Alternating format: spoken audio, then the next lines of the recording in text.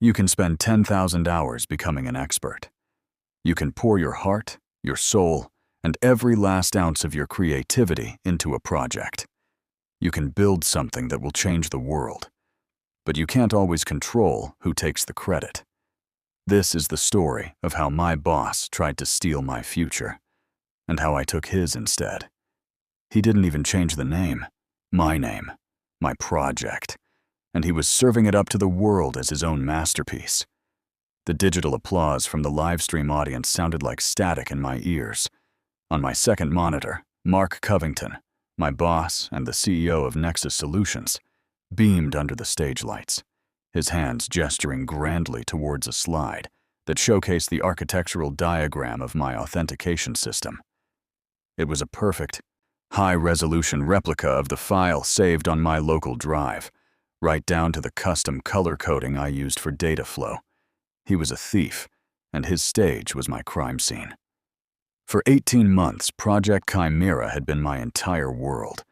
It wasn't just a project, it was my magnum opus, a multi-layered authentication system that used a revolutionary blend of behavioral biometrics, cryptography, and machine learning to create a truly unbreachable digital fortress.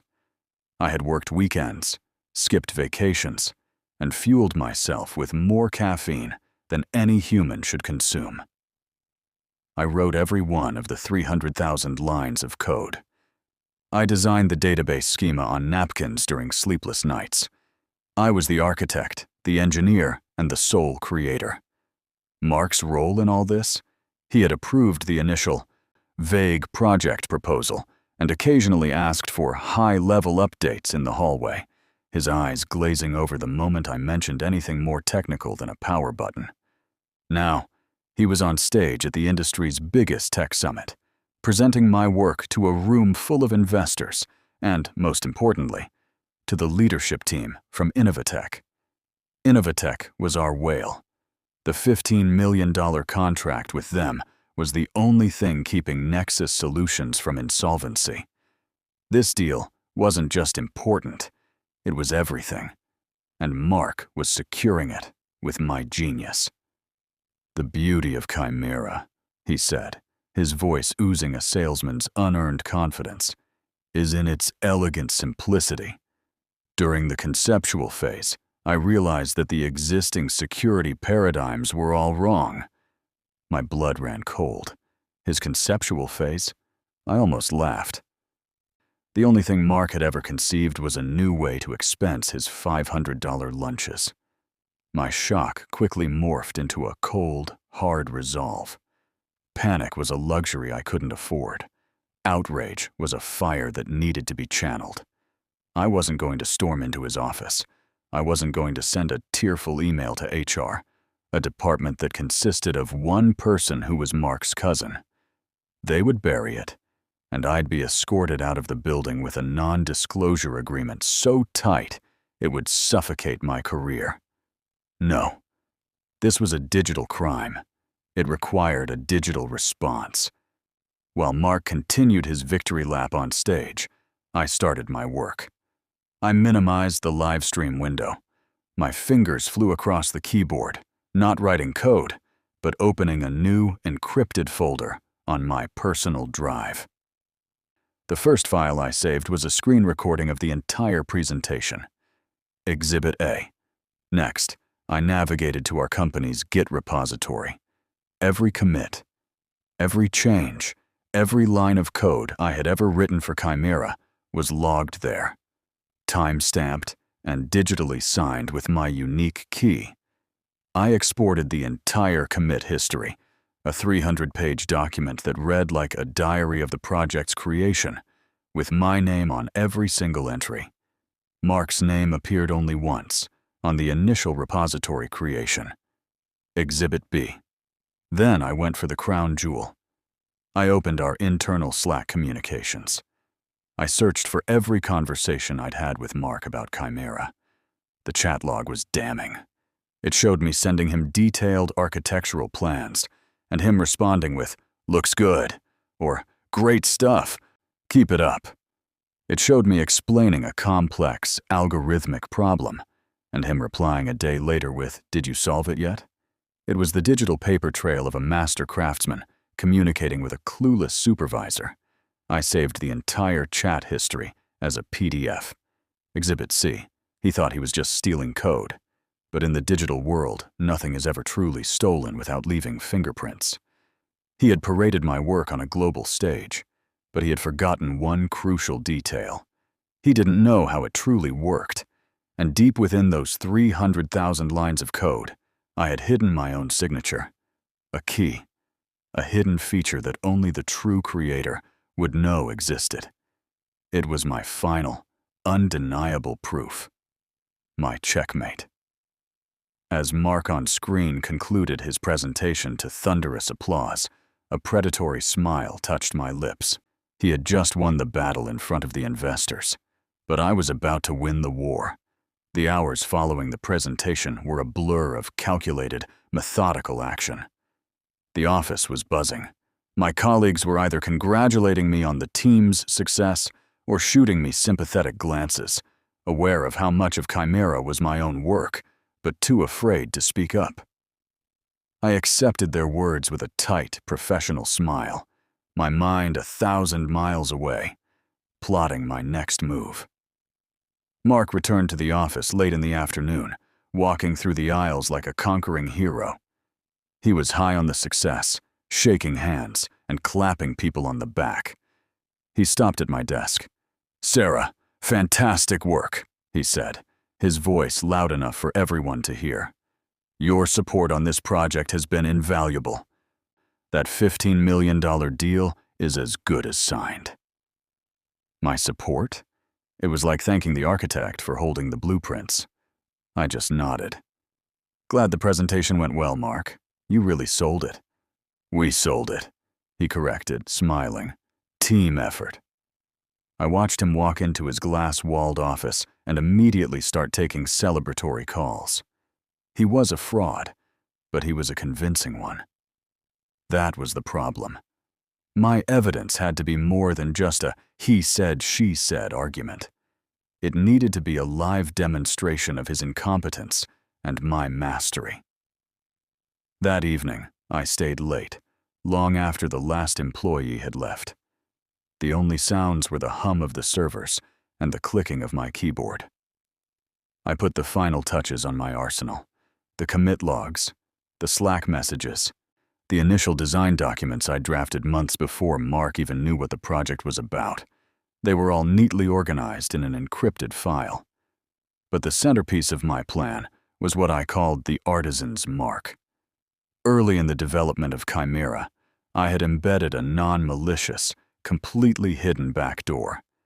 It wasn't a security risk, but a verification tool. A specific, long, and complex string of characters, if entered into the system's root command line, would trigger a diagnostic and verification protocol. This protocol did two things. First, it would run a full system integrity check and output a report in plain English, explaining the core functions of each module. It was a feature designed for a high-level technical audit.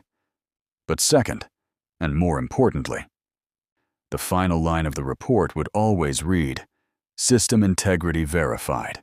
Architect, Sarah Jenkins. Genesis, October 16th, 2022.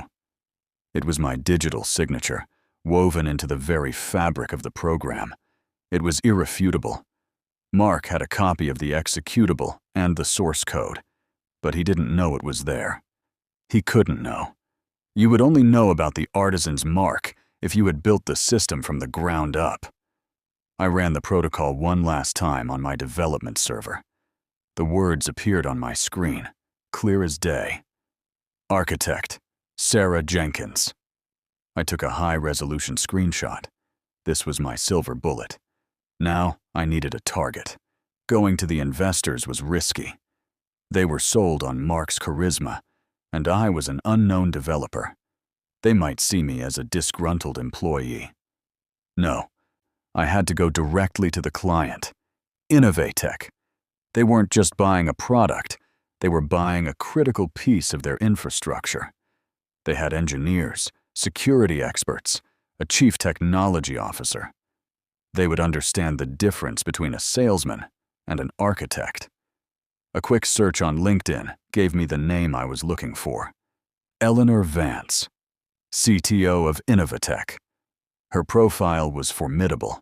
A PhD from MIT, a string of patents to her name, and a reputation for being ruthlessly efficient and technically brilliant. She was not someone who would be fooled by a charming presentation. She would care about the truth. My strategy was set. I wouldn't just present the evidence of the theft. I would present myself as the only person capable of supporting, implementing, and evolving the system they were about to spend $15 million on. Mark wasn't just selling them a product he didn't build. He was selling them a product he couldn't possibly support. That was his fatal error. He had stolen the car, but he didn't have the keys or know how the engine worked, and I was about to prove it. The next morning, I worked from home. I couldn't bear the thought of being in the same building as Mark, feigning normalcy while my entire career hung in the balance. I spent 2 hours crafting the most important email of my life. It had to be perfect, professional, direct, and impossible to ignore. Sending it to Eleanor Vance's corporate email was a shot in the dark. A woman in her position probably had an army of assistants filtering her inbox. I needed a subject line that would cut through the noise. Not urgent matter or stolen intellectual property.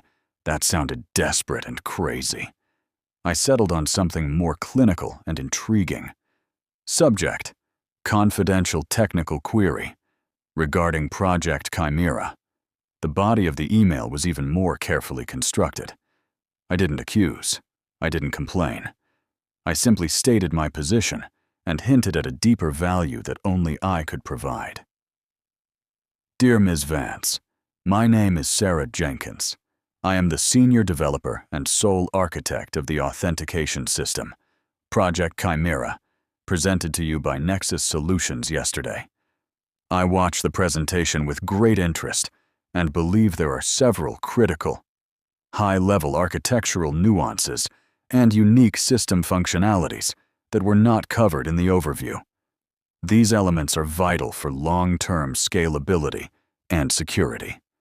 I have prepared a brief technical demonstration that I believe would be of immense value to your due diligence process. I am confident that in 15 minutes, I can provide you with a level of insight into the system that you will not find anywhere else. Respectfully, Sarah Jenkins. I attached nothing. No proof, no files, just the words. The hook was the promise of deeper knowledge, an appeal to a fellow technologist's curiosity, and a CTO's need for absolute certainty before signing a $15 million check. I hit send, and a wave of adrenaline and nausea washed over me. I had just declared war. The hours that followed were agonizing. I stared at my inbox, willing a notification to appear. Every ping from my phone made my heart leap. I second-guessed every word I wrote. Was it too bold? Too vague? Would she just forward it to Mark, tipping him off and getting me fired before I could even make my case? The thought was terrifying. By lunchtime, I had convinced myself it was a failure. She had deleted it without reading. I was about to close my laptop and wallow in defeat when the notification finally appeared. The sender's name made my breath catch in my throat. Eleanor Vance. My hands trembled as I opened the email. It was even shorter than mine. Ms. Jenkins, your email is intriguing. Your claim is significant. I have a 30-minute window tomorrow morning at 9 a.m. sharp. A video conference link will be sent to this address. Be prepared to be concise and substantive. EVCTO, Innovatech. That was it. No questions, no forwarding it to Mark. Just a direct, no-nonsense invitation. She was taking the meeting. She was giving me a chance. The relief was so overwhelming I felt lightheaded, but it was immediately replaced by a new, intense pressure. I had 30 minutes to either save my career or destroy it completely. That night, I didn't sleep. I rehearsed my presentation over and over. I wasn't going to lead with the drama of the theft. I would lead with competence. I would walk her through the system's most elegant and complex components, speaking as its creator. I would explain the why behind every architectural decision. And then, for the grand finale, I would deploy the artisan's mark. I would give her undeniable, real-time proof. Tomorrow at 9 a.m., Mark thought he would be coasting toward a massive payday. He had no idea that his entire empire was about to face a single point of failure. Me. At 8:55 a.m., I was sitting at my desk, my home office background blurred on the video call. My suit jacket was crisp, my voice was steady, but my heart was hammering against my ribs. When Eleanor Vance joined the call, her image was sharp and clear. She was exactly as I'd pictured. Sharp features, intelligent eyes, and an air of authority that needed no introduction. She didn't waste time with pleasantries. "Ms. Jenkins," she began, her tone neutral. "You have my attention. The floor is yours." I took a deep breath. "Thank you, Ms. Vance. I'll get straight to the point. You're considering acquiring Project Chimera, and I'm here to give you the full technical tour that only its architect can provide." I shared my screen, but I didn't show her code. Not yet.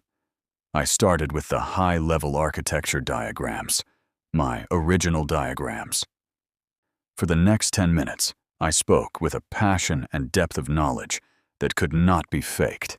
I explained how the machine learning module adapted to user behavior, how the cryptographic layer was designed to resist quantum attacks, and why I chose a decentralized data storage model. I used the specific, technical language of a creator. I could see Eleanor's expression shifting through the small window on my screen.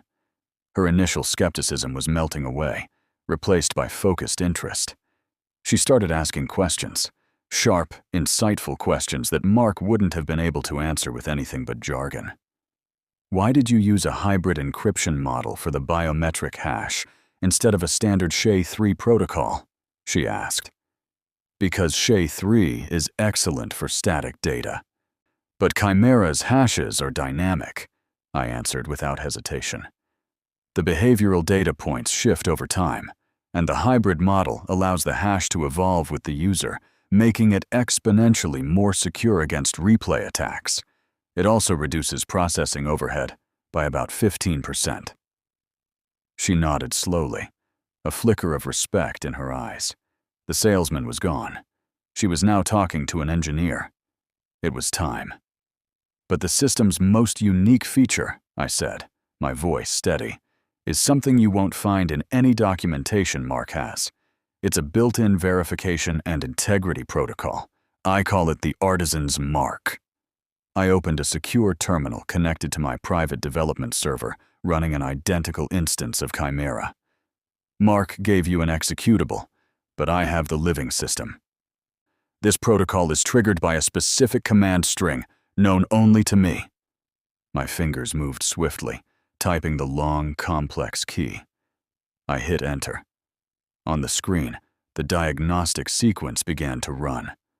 Lines of text scrolled by, detailing the status of each core module. It was impressive on its own, a clean, real-time audit of a complex piece of software.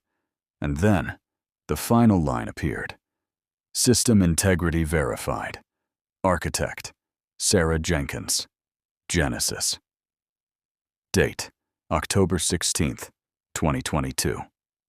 I stopped talking and let the silence hang in the air.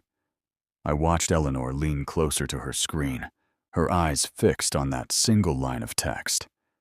I saw the moment of absolute comprehension dawn on her face. Her expression hardened, the professional curiosity replaced by a cold, sharp anger. An anger not directed at me. She now knew with absolute certainty that she had been lied to. She was about to sign a $15 million contract with a man who not only didn't build the product, but didn't even know its most fundamental secrets. She was buying a black box from a charlatan. She looked up from the screen, her eyes meeting mine through the camera. The doubt was gone. All that was left was business. "Thank you, Ms. Jenkins," she said, her voice clipped and precise. "That was the most substantive demonstration I have ever had. I have everything I need." And with that, she said, "Do not contact anyone at Nexus Solutions. Do not answer any calls from them. Wait for my instructions." The call ended. The screen went black. I was left in the quiet of my office, the echo of her words hanging in the air. I had laid my trap, and the CEO of our biggest client had just walked right into it, not as a victim, but as my new, powerful ally. The next 24 hours were the quietest, most nerve-wracking of my life. I followed Eleanor's instructions to the letter. I put my work phone on silent and ignored the flood of messages and missed calls from Mark. They started as curious. "Hey, where are you?" Then became demanding, and finally, panicked. He was clearly getting radio silence from Innovatech and was starting to connect the dots. The call I was waiting for came the next afternoon from a private number. It was Eleanor. "Sarah," she said without preamble, "as of 10 o'clock this morning, Innovatech has officially withdrawn its letter of intent with Nexus Solutions." The reason cited in our communication was material misrepresentation of intellectual property ownership and technical capabilities. The deal is dead. I felt a wave of relief so powerful it almost buckled my knees. "Thank you for letting me know. I'm not calling just to inform you," she continued, her tone shifting from clinical to constructive. "We have a problem. We were counting on Chimera. Our entire security roadmap for the next 5 years was built around it. The product is brilliant. The company selling it is not. Innovatech doesn't need Nexus Solutions. We need the system, and more importantly, we need the architect who built it." My heart skipped a beat. "I am prepared to offer you a position at Innovatech as lead security architect," she said. "You will have full ownership of the Chimera project, a dedicated team of 6 engineers to start, and a budget to see it through to full implementation across our global network. We will, of course, provide you with full legal support. We will also beat your current salary by 50% and include a 6-figure signing bonus as compensation for this unpleasantness." I was speechless. This wasn't just a new job. It was a kingdom. It was the resources, the respect, and the recognition I had fought for and been denied. It was everything I had ever wanted. "Yes," I said, my voice clear and strong. "I accept." The news of the Innovatech deal collapsing hit the tech blogs by the end of the day. Nexus Solutions was a company built on a single promise. The $15 million contract was the foundation of their valuation. Without it, the entire structure was a house of cards. The fallout was immediate and catastrophic. The other investors, who had been promised a massive return on the Innovatech deal, pulled their funding. Mark, unable to explain what had happened without exposing his fraud, went into a communication blackout. The best engineers at Nexus, people I respected and had worked with for years, saw the writing on the wall. They knew the company was a sinking ship. My phone started buzzing, but this time it was from my former colleagues. They were asking if Innovatech was hiring. Within a week, Nexus Solutions was in a death spiral. Mark had to lay off half the staff. The other half resigned. The company that had been on the verge of a $15 million victory was now facing bankruptcy. There was no dramatic confrontation. I never spoke to Mark again. I didn't need to. I didn't watch him fall. I simply heard the echo of his crash from a distance while I was busy signing the paperwork for my new beginning. On my last official day as a Nexus employee, I submitted my resignation via email. It was 2 words: I resign. I attached a screenshot of the artisan's Mark Diagnostics. I knew he would understand. It wasn't a message of anger. It was a final, quiet statement of fact, a post-mortem on the career he had tried to build on a foundation of my work. His company didn't collapse because I was vengeful.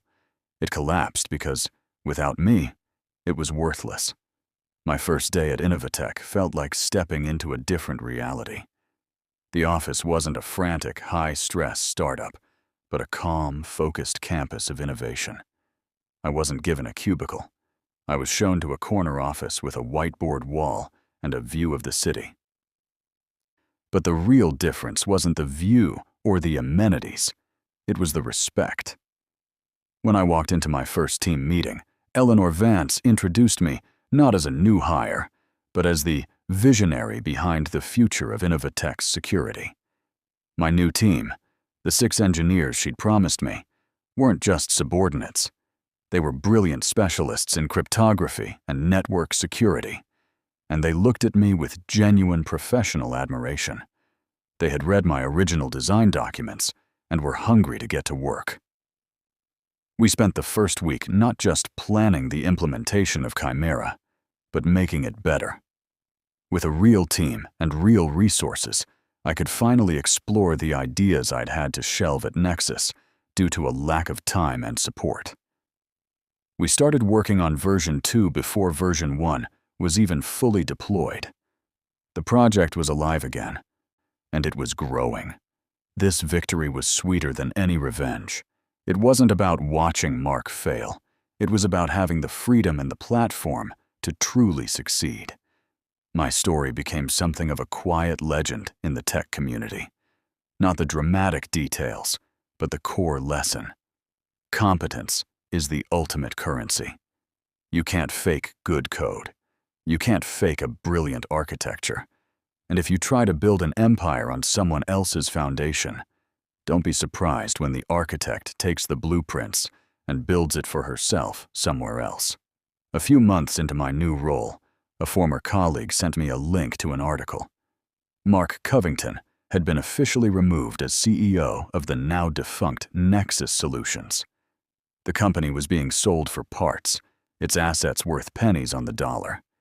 He was, as the article noted, facing potential legal action from investors. He had become a ghost in the industry, a cautionary tale whispered in boardrooms about the dangers of hubris. I closed the article and looked away from my screen, out at the sprawling city. I didn't feel joy or satisfaction at his downfall. I felt nothing at all for him. His story was over. Mine was just beginning. I had learned the hardest lesson of my career: document everything, know your worth, and never, ever be afraid to bet on yourself, especially when you hold all the cards. The best revenge isn't watching your enemies lose. It's building a future so bright and successful that you forget they ever existed. My story is a reminder that in any field, your greatest asset is your own skill and integrity. Never let anyone take that away from you. And if they try, make sure you're the one who writes the final chapter. Thank you for watching this story to the very end. If it resonated with you, please hit that like button and subscribe to the channel for more stories like this one. We have an amazing community here, and I want to know more about you. Drop a comment below and let me know. What city are you watching from, and how old are you? It's incredible to see where our stories travel. Thanks again for being here. We'll see you in the next one.